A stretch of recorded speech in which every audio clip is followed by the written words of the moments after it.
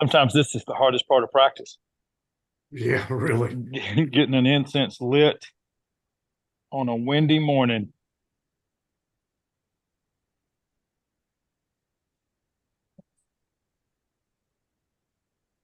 Getting it to stay lit isn't that hard once it's rolling. All right.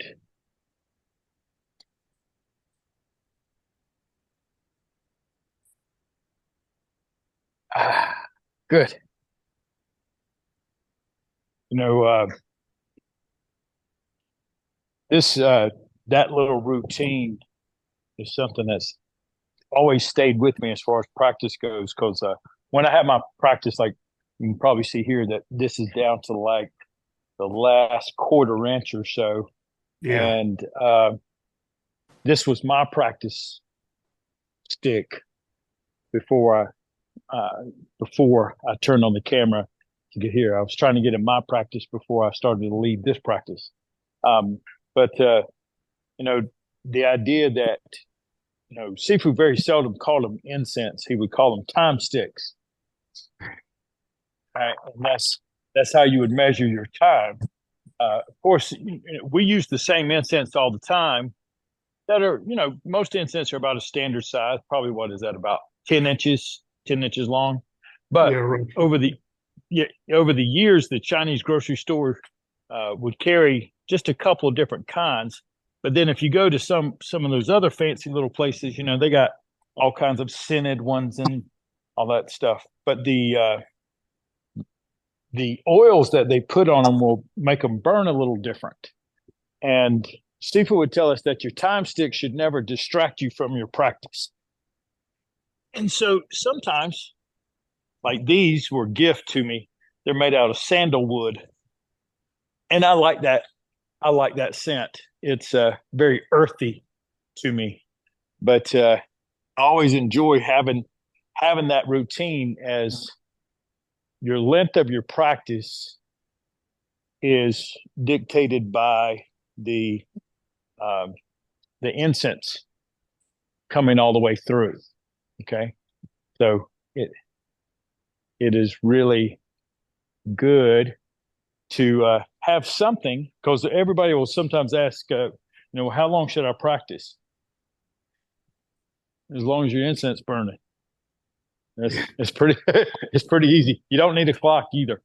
Um, all right, let me see. Let me get an idea about what time it is here too. 9:01 by my clock. Okay, very good. All right, so first of all, everyone who's online, thank you for joining this morning. I'm over at the Pinehurst Arboretum. A few of you have been over here to practice before. It's one of my favorite practice places, mostly because it's, well, I mean, it's Pinehurst for one. It's amazingly beautiful park right in the middle near downtown Pinehurst. The Pinehurst Hall of Fame is just a mile, maybe not even a mile up the street. But the most amazing thing is that it's always so clean and great, great place to practice. On Thanksgiving, this started off as just as a gesture of where I'm going to practice every day, irregardless. And so I can't remember if it was Gene or Edgar, maybe Ryan. Somebody had mentioned about joining me while I was practicing on Thanksgiving morning. So, of course, if I'm practicing, turning on the camera is not really that big of a deal. But now it's just turned into part of the annual routine, which I'm very grateful for because it helps me stay grounded and connected and also accountable. And I was telling Bob before we crank this up, I spent one time stick, one incense doing my practice before I came over to lead this practice. And that was one of the things Sifu Chen would always make clear is that when you're teaching, you're not practicing. And that has always stood with me because over these years, I realized that if you are an instructor, it's real easy to fall into your practice of teaching to becoming your practice. And it's not because you're not exploring yourself during your practice. You're exploring your students. At least you should be, right? You're trying to commit your time and effort to them, not necessarily to yourself. Now, if you hear like I do right now, make sure the camera doesn't go anywhere. The wind is blowing pretty good out here. And so we're going to get started with a little bit of motion. And if the camera gets blown over, don't go anywhere. I'll pick you up in just a second. All right. 2 teacups. Let me practice that again. 2 teacups. Okay. And let's spiral them around. Always keeping the teacups up toward the sky. Rolling around, one of the best exercises I can actually give any of my patients or students for wrist, elbow, shoulder mobility. One exercise will change just about everything through that kinetic chain. Oh, yeah. I'm going to turn to the side. So in case you're new and you hadn't seen me do this before, sometimes it looks like magic that you can keep your palms up toward the sky during the whole time.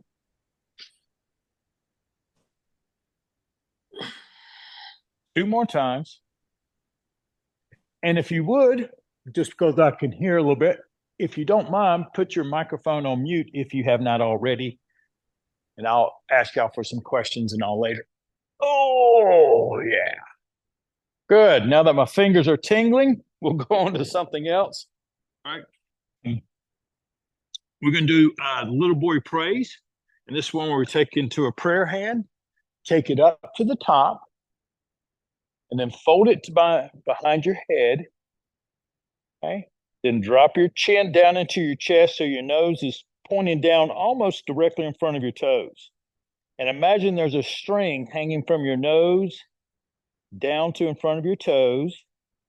And you're going to roll your spine bone by bone, trying to get your nose to follow that string.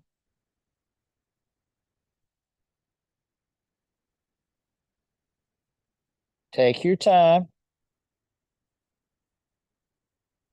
So your back will curl quite a bit until you get to where whatever the bottom is for you. And then you're going to hang there for a few moments. And then unfold your hands toward the earth. They may even touch the ground, may touch your toes, your ankles, whatever you get, you get.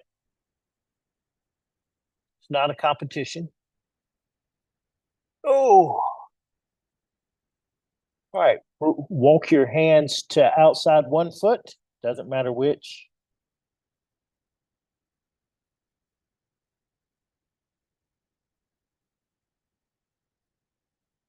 And then walk your hands, oh, yes, to the other side.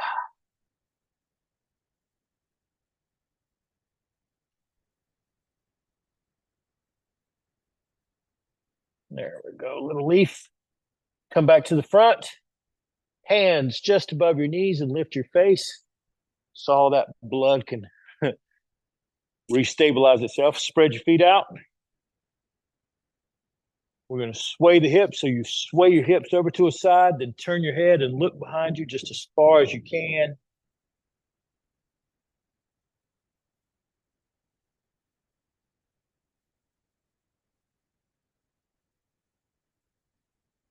Come back to neutral.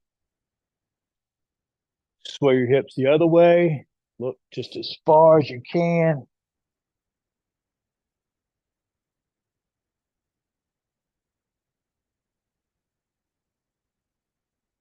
Good. Come back to neutral. Push your belly button up toward the sky and uncurl your back by rolling it up. Good. Nice.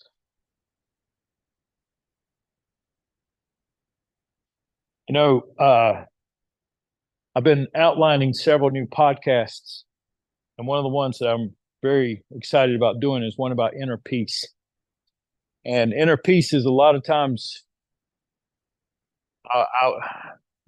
those of you who know me, know I don't get into a lot of trivia and foo-foo stuff. So, inner peace, as Sifu would explain it to us, a lot of times is about, your ability to stay calm when there's not a lot of calmness around you. In fact, you may be the magnet for calmness, that you can bring yourself and others to a little different mindset, a little different place. It is not necessarily a foo-foo spiritual ideal. Right? It's a fundamental piece of your personality that you almost have to find if you're not going to be a train wreck through life, which I was, right? And and it helps you make better decisions. It helps you relate to others better, particularly during times of conflict. And how do you go about it was part of the process that Sifu helped me with. Because the first thing he ever said to me, "Why do you want to learn Kung Fu?" And I said, "Because I want to get to know myself." I didn't realize with that very statement, I was also asking to find some inner peace because I didn't have it. So the first step in finding any realm of inner peace, however you may say that to yourself, is to first learn to find quiet in quiet. If you're in a quiet, peaceful place like I am today, a little, Thanksgiving Day, beautiful day, a little breezy, little rainy. For me, this is a perfect day. I get to hear the rain on the roof. I got my incense, and I got you all, my friends, right? And if I can't find a little happiness and quietness and peacefulness in a quiet, happy place, I've got a real problem. Okay. So that's always step one. Let's work on that for a few minutes. Feet about shoulder width apart. And I'd like for you to let your hands rise like two clouds up into the sky, real light and easy. Breathe in. And as you exhale, they descend,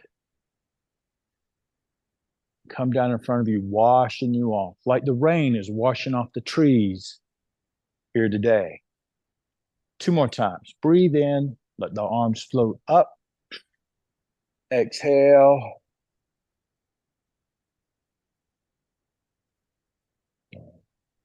And we're washing away all the sadness one more time. Wash away any sickness. Wash away any stress.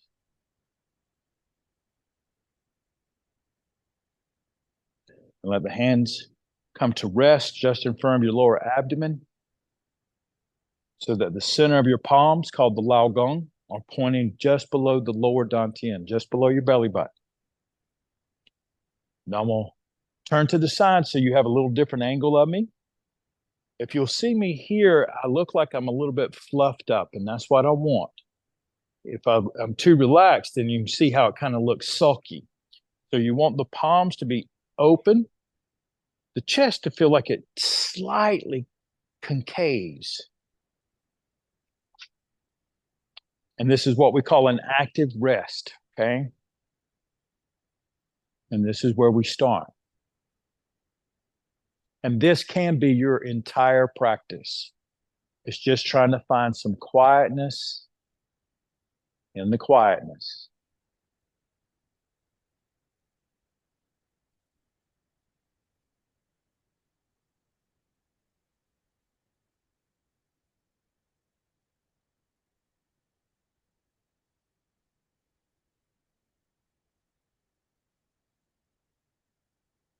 If you're comfortable, allow your eyes to close a little bit, just very gently. If that bothers you at all, then just let them slightly open. As you breathe in, rock back toward your heels. And as you exhale, rock to the balls of your feet. Well, let's do that 9 times. I'll let you know when I'm finished.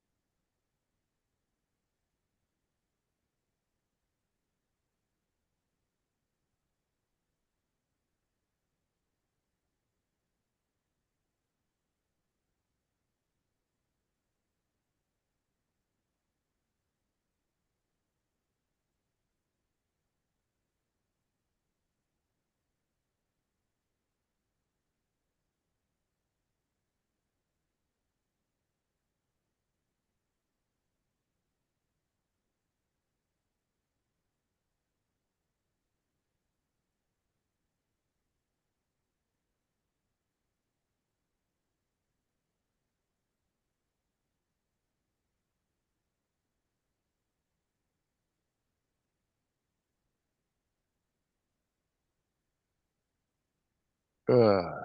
Come back to the middle.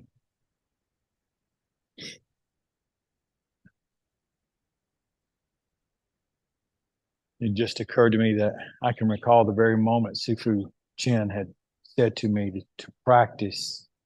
And he said, Tim, if you could just imagine, what would it feel like if your heart could smile? I unfortunately at the time did not have a sensation for that.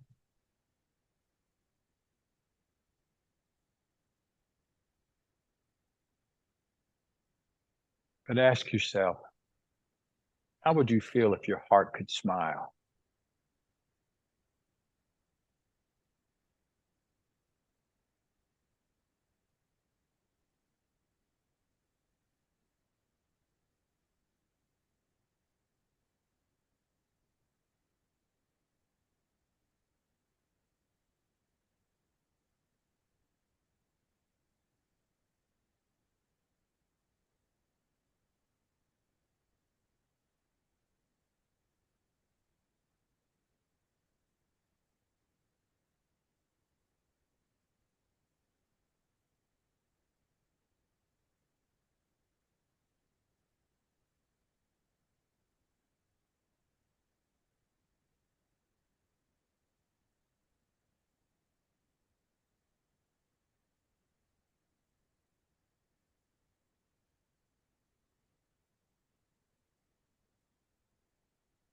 If you begin to feel your heart and your mind wrestling with one another, just with that little simple exercise, just encourage yourself to take your time. Because there are times where your heart will be perfectly fine, but the mind will rush. What's next? Well, we've already done that. And you're trying to get them to come together like one warrior, one team, one entity.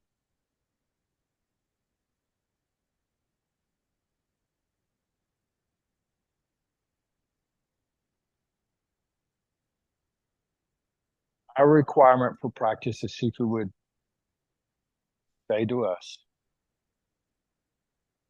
is that as much intensity and time that you practice in combat, you should practice in calmness.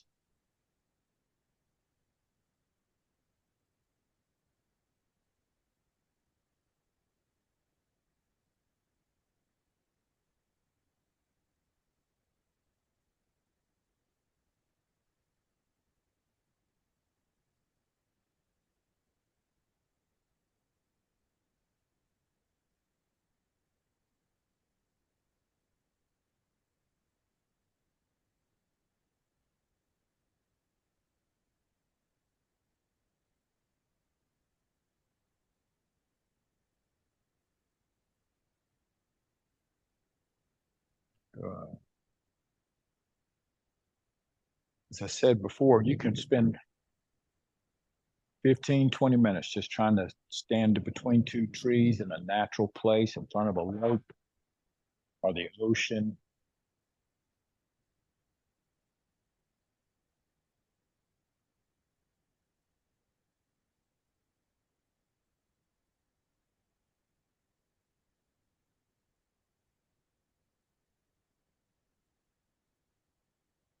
And when you're feeling pretty good about step one, then step two, which we have 5 major steps in a training process. But step two is to start to use your body as the tool to train your mind. So what I'd like for you to do now is we're just going to do one of the very basic exercises.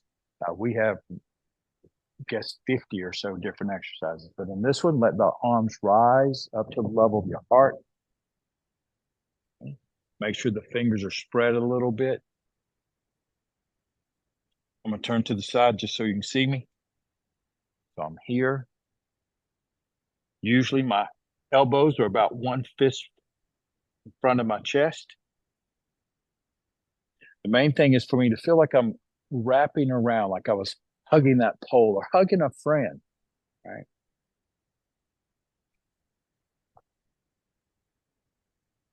Then bend your knees an extra notch if you can. Get into it.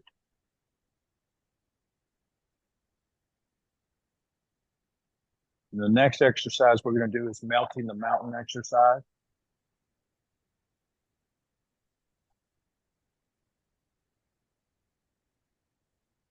So we imagine as if our body had a little less elasticity to it. And I don't mean stretching, I mean expanding. So as you breathe in this time, imagine your head could expand about 3 inches in every direction, like a little balloon, very lightly. And as you exhale, let that energy melt down into your heart.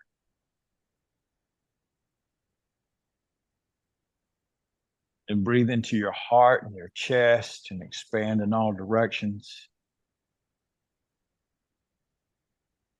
And let that energy melt down to the lower abdomen. Breathe into your lower abdomen and expand in all directions. And as you exhale, let it melt down to your feet. This time, breathe in and inflate your whole body. And as you exhale, allow the bottoms of your feet to open and let it melt down into the earth.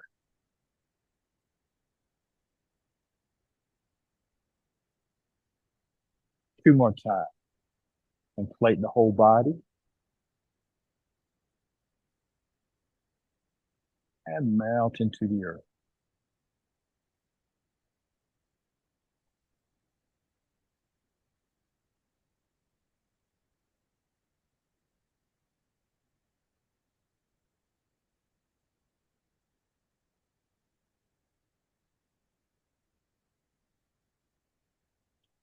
Quite often when you start to use the body as the training tool, it will start to complain. That's normal and natural. Could be a hip, a foot, an ankle, a shoulder, whatever it might be. In the beginning, you might feel like you're a little frustrated by that. Eventually, you'll embrace it because you'll realize that it's just you. It's your body. If you'll talk with it, sometimes it'll get stronger. Sometimes it'll just stop complaining.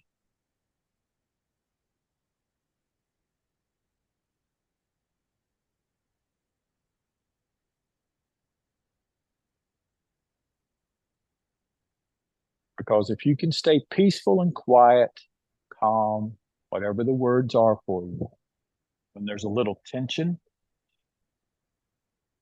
you are on an incredible path.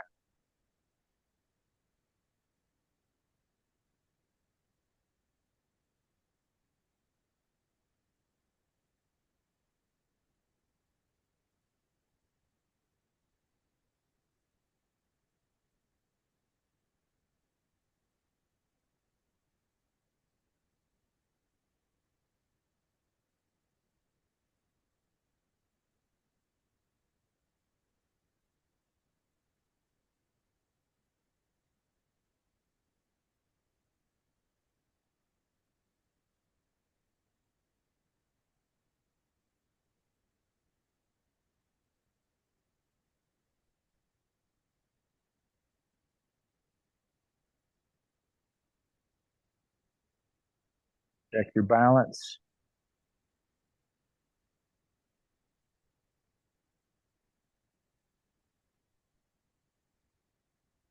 And check your framework.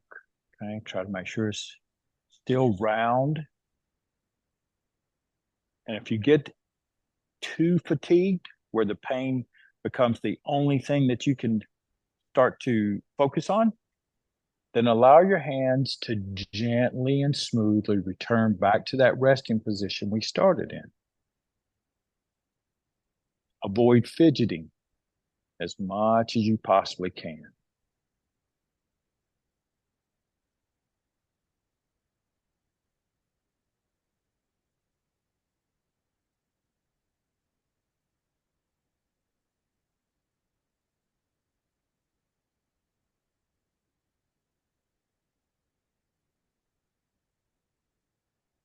Now, because we're going to have a little shorter practice, this is what we would call a cheater sets practice, right? Where we're just going to do enough to make sure that we can check the boxes that we've had good practice. We're taking care of ourselves and committed some time to it. So like for you to exhale and allow your hands to float back down to the lower abdomen. I'm going to check the time stick real quick. We're a little over halfway. Few deep breaths. And you'll notice that when we're practicing, and I'm particularly doing a cheater set, is that it's the continuity of your mind that you're trying to maintain. Whenever we move, we'll move smoothly. We'll move attentively.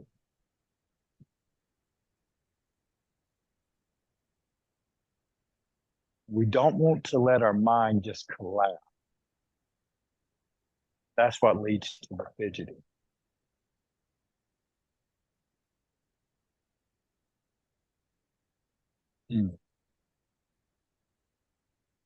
Okay, now we're going to do the next exercise, which is pull down the stars. So we're just going to, I tell you what, let's take it with that second level of attentiveness. We're going to only move when we exhale, okay? So let's breathe in. As we exhale, float the hands, push up toward the sky.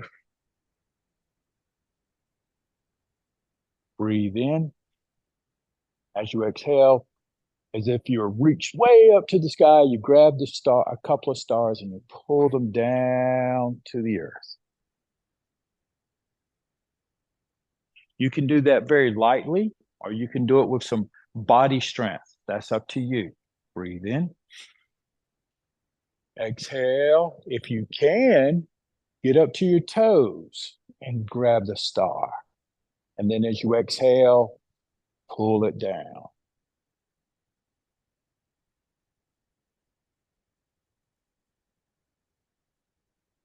Breathe in. Out. In. Pull.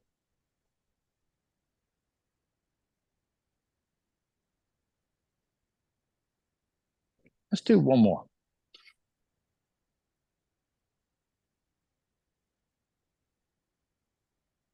Breathe in and out.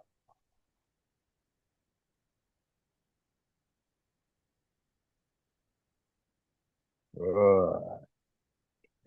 Settle back into your posture.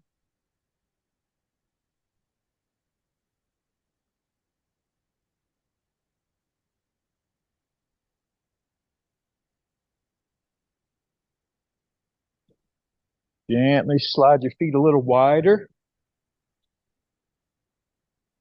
And we're going to let the arms sweep a little bit over to a side. Pull the arrow and push the bow. You can use body strength with it or not. Either way's fine, but you get yourself stretched out, sit into it a little bit, and then release. Just let it go. Now we go the other way. Sweep over, pull. Let your body and mind participate. Look down the sight. Hold for a moment. Loose. Good. We're going to do one more to each side. Sweep it over.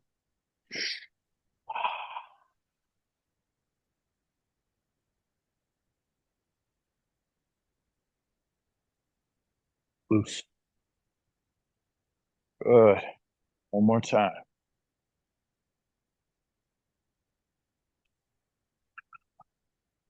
I like to sit into it so I feel my body seated deeply. Loose. Good. Sweep back to neutral. And as I said, we don't want to fidget out. So what I'm going to do is gently bring my feet in, shift my weight, pull myself back into my posture. Let the hands float back into the front.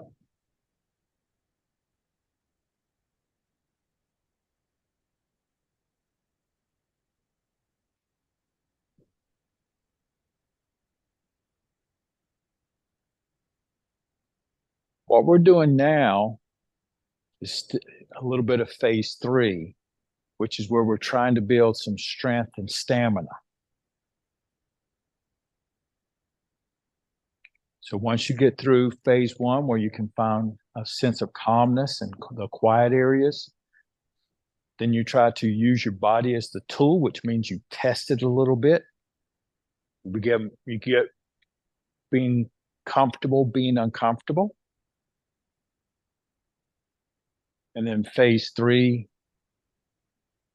you learn to build some stamina and strength.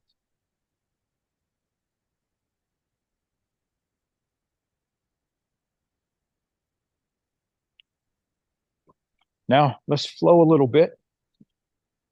I'm going to turn to the side so it's a little easier to see me. And the first thing we're going to do is we're just going to practice rolling back and then a 2-hand press. You may put your hand here on your wrist. That's how many will do it. Some will put palm on palm. It doesn't matter. In some styles, they'll even put it on the elbow. I'm going to press forward right down the middle and then roll back. Exhale. 2.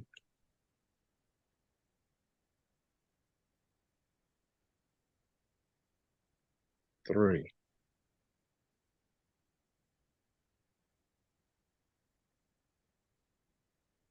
4.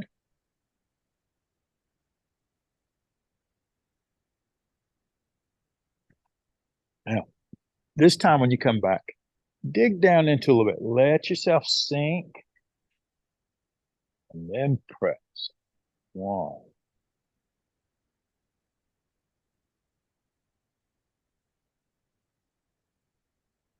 2.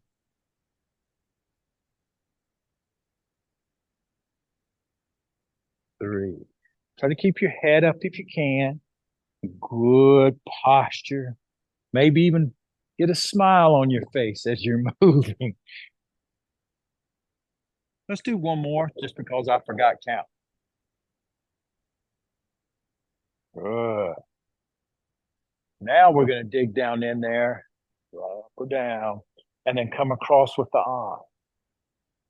This is what the original grasping the bird's tail was, which was a roll back and an ah.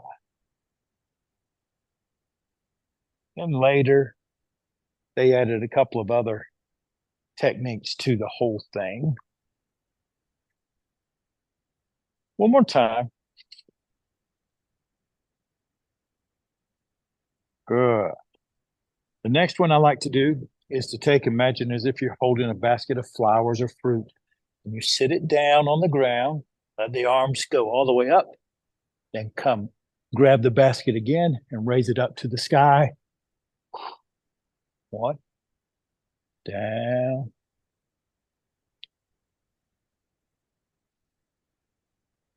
2.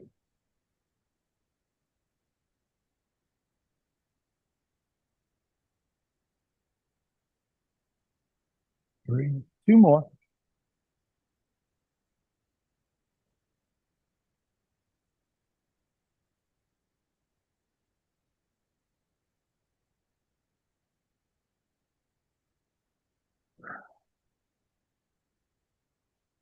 Then just step into it. Whew, shake that out a little bit. All right. Yeah. That one's always tough. All right. So what we're going to do now is go to the other side.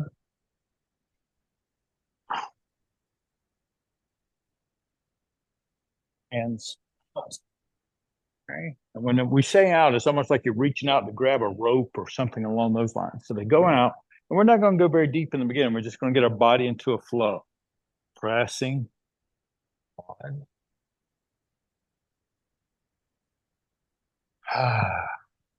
2. Quite often, you don't even have to think about how you're breathing. Your body will oftentimes naturally breathe as you roll back and exhale as you go forward.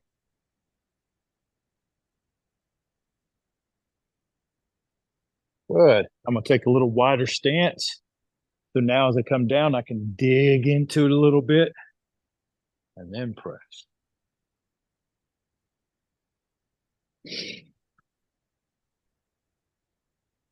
Two.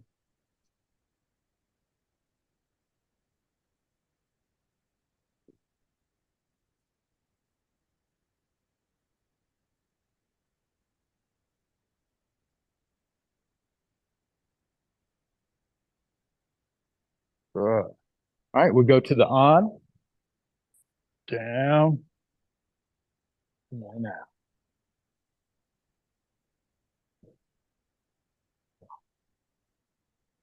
Two,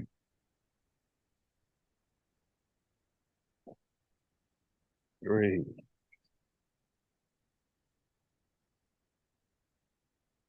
four, five. Good. Then laying down the basket, raise it up.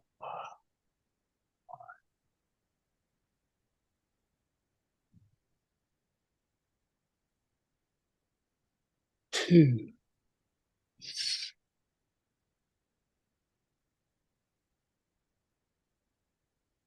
three,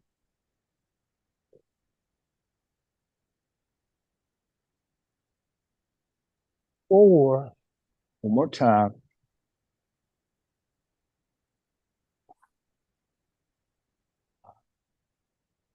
And then up and together. Good. Whew.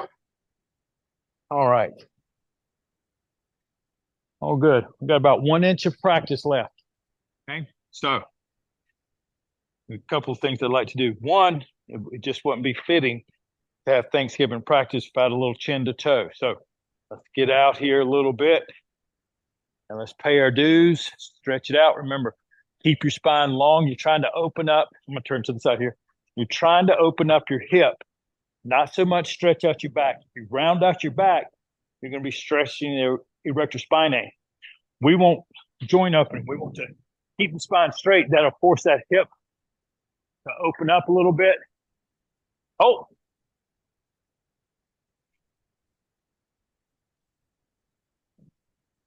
just like I promised. Take y'all back up.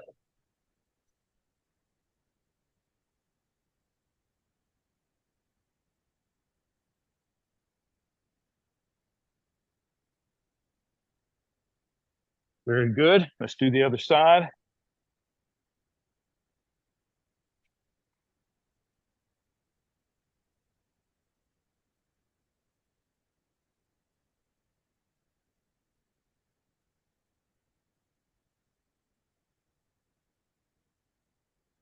We're just going to go without the light. Okay. Woo.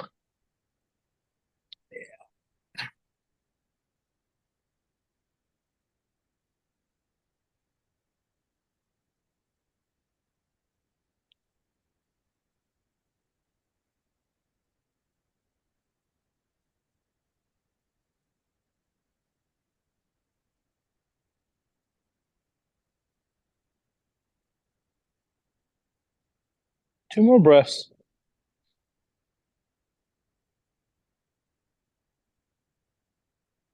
Good.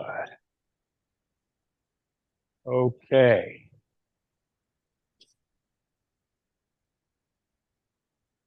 So let's just bring it back to our resting posture for a moment.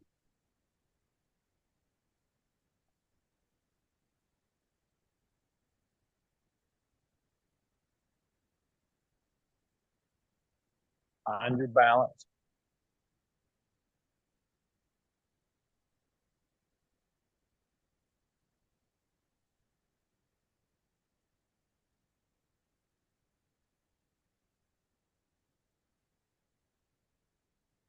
I'm going to turn to a side. And this time what I'm going to do is we're going to do your brush knee as a reeling silk. Okay. So what I'm going to do is allow the hands to float up here, push out into the brush knee posture. As I come back, my yang hand, my outward hand here is going to drop down, going yin, as this one goes yang. And then they change places again, yin and yang. And out.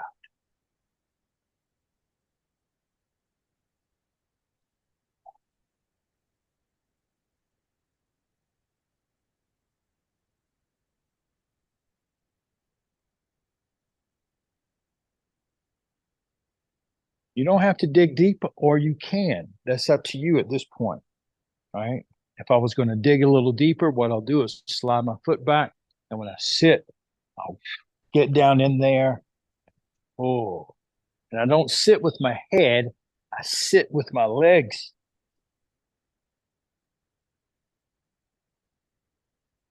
One more time. And good. This time, as you're reeling back, you can just switch your feet with it and go right to the other side. Okay. Roll. 1,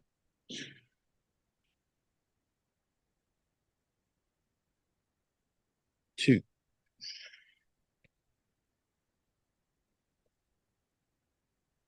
Tai Chi isn't built to a form.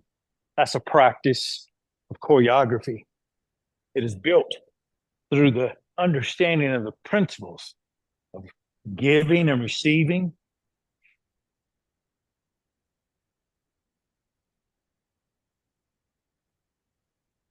finding balance between the inside world of you and the outside world.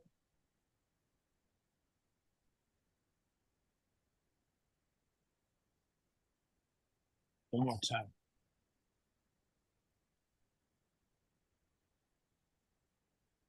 Good. Let's bring it in.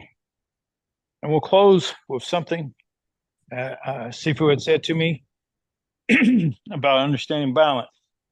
He said, Tim,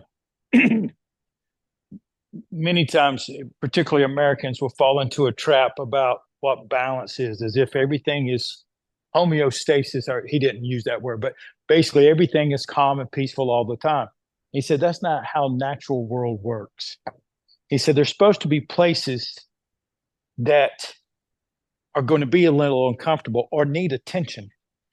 So most of your life is spent finding balance by pushing out on one side of your cocoon or balloon. And this could be finances, right? How you handle money and what you do with it. But as you focus much time on that, your relationships begin to suffer. And when they begin to complain, then you have to push that out. And then your social responsibilities. Oh, and you're a dad. There's so many dimensions of yourself. It's impossible to have them all expanded and be balanced at one time. Most of your practice of life is when to push, when to let it go, when does this one need it, when does that one need it. And practicing that requires that you can be happy and peaceful inside yourself. And then you can work on these other responsibilities as they go along. Hey, thank you all for joining me. We made it down to literally the last tiny, gosh, like maybe 1/8 of an inch. It's probably going to fall off in my hand as we're speaking, right? As a matter of fact, I think I'm, yep, going to fall off here in just a second. And it's been about 45 minutes. So anyway, thank you all for joining me, and I'll see you soon.